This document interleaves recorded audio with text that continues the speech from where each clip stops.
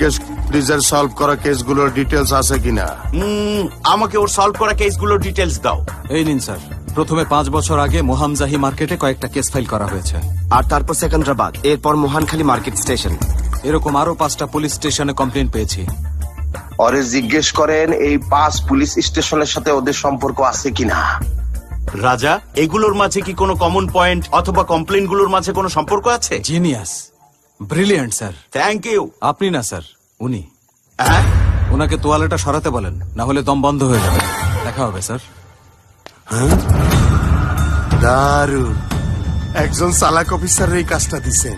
এখন ডিজে হোক আর স্টিফেন হোক, সেই দুইজনই খুঁজা বাইর করে ফেলাইবো। দুইজনই ধরে ফেলাইবো।